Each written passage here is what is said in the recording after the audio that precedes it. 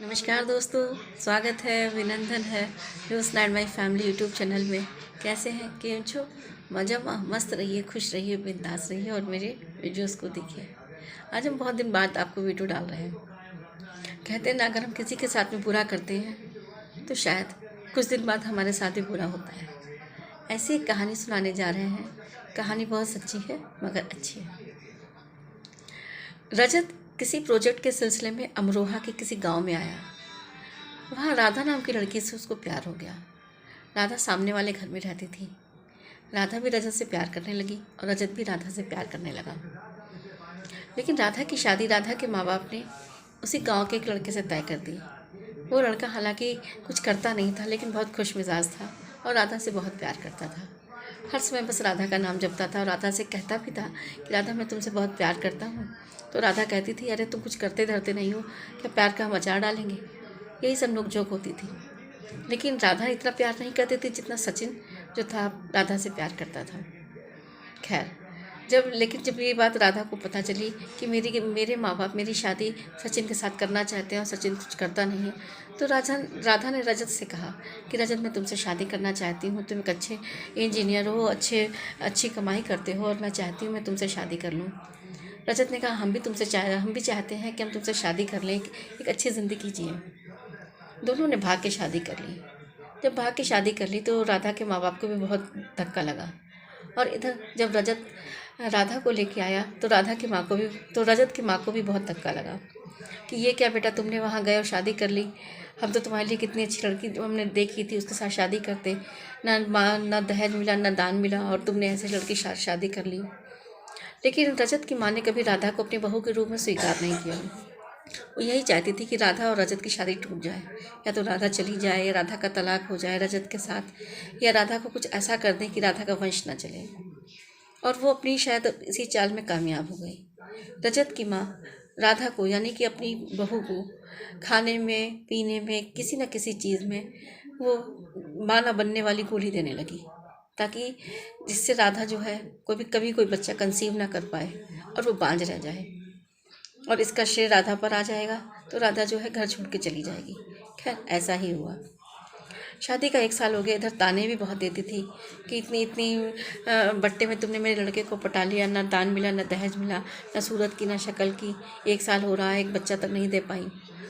खैर, 1 साल हो गया, 2 साल हो गया। राधा ने कहा चलो हो जाएगा। राधा भी रजत से कहती कि प्लीज़ मुझे बच्चा नहीं हो रहा, मुझे बड़ा अजीब सा लगता है। तो रजत भी कहता, अरे यार, बच्चे की क्या चिंता है, हो जाएगा, क्यों परेशान होती हो। खैर, 3-4 साल जब हो गए तो राधा ने कहा कि मुझे अब दिखा दीजिए, हो सकता है कोई कमी हो या कुछ भी हो। डॉक्टर को दिखाया तो डॉक्टर ने कहा कि आप बच्चा कभी कंसीव नहीं कर सकती, क्योंकि आप बांझ हैं।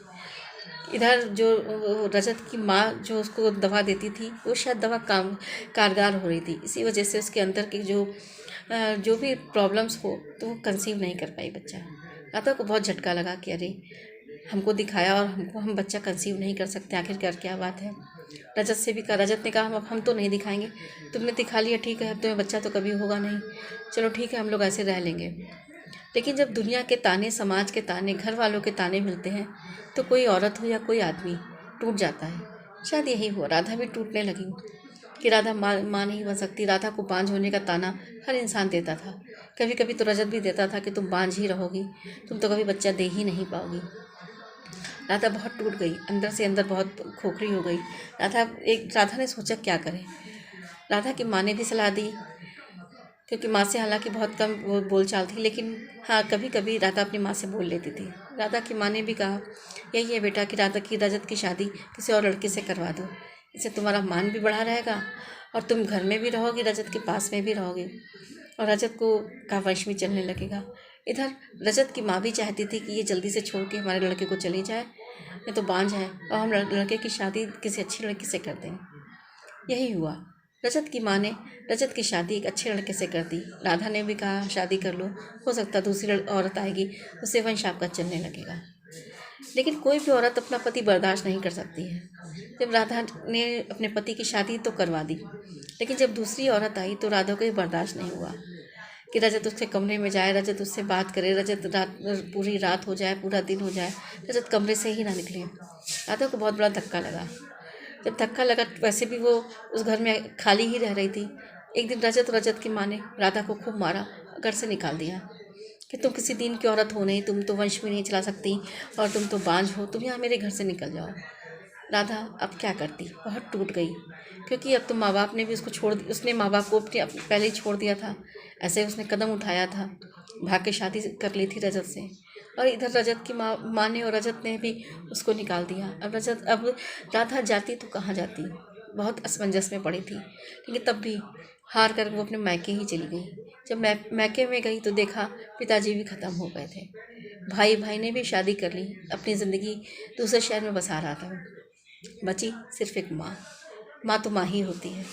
राधा जब अपनी माँ से गई तो फूट फूट के रोने लगी कि माँ, मेरे साथ ऐसा ऐसा हादसा हो गया और हम तो अब किसी काम के नहीं रह गए माँ, हम तो बहुत परेशान हैं। तो माँ बोली, बेटा तुमने अनजाने में ऐसा कदम उठा लिया जो किसी काम का नहीं रहा। तुम्हारी इसी वजह से तुम्हारे पिता को भी बहुत धक्का लगा कि तुमने रजत से शादी कर ली।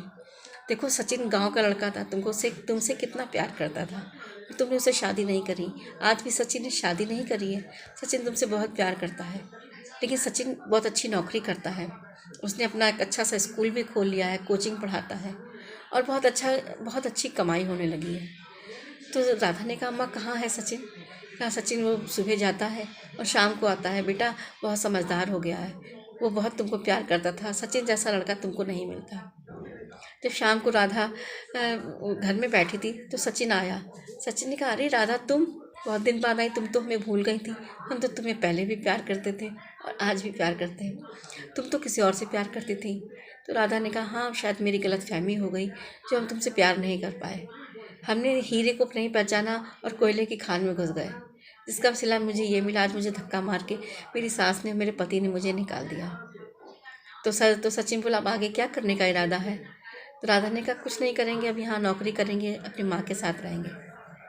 तो सचिन बोला, अगर आज भी हम तुम्हारा इंतज़ार करते हैं, अगर तुम उससे शादी कर लो तो शायद हम दोनों एक नई ज़िंदगी बसाएंगे और उस रजत से तलाक ले लो।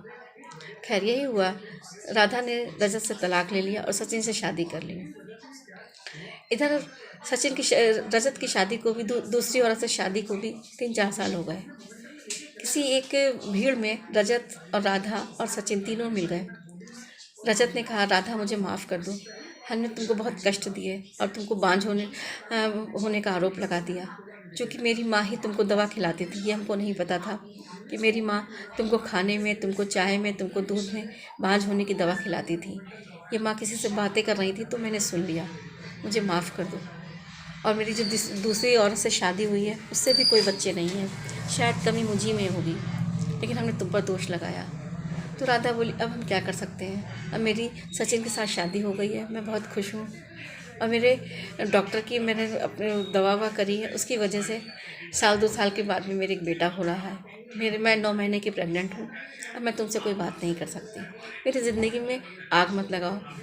मैं, मेरे पति और मेरे होने वाला बच्चा बहुत खुश रहेंगे। तो अगर आपको मेरा वीडियो अच्छा लगा हो तो प्लीज़ लाइक शेयर कमेंट ज़रूर कीजिए और कभी किसी की ज़िंदगी में आग मत लगाइए, क्योंकि आप जो करते हैं लॉर्ड की गैलेक्सी में आप ही के साथ आता, आज नहीं तो कल आएगा, लेकिन अच्छा करिए, है ना। ज़िंदगी है, खुश होकर जिए और दूसरों को भी जीने दीजिए। तो प्लीज़ लाइक शेयर कमेंट ज़रूर कीजिएगा। खुश रहिए, मस्त रहिए। जय माता दी।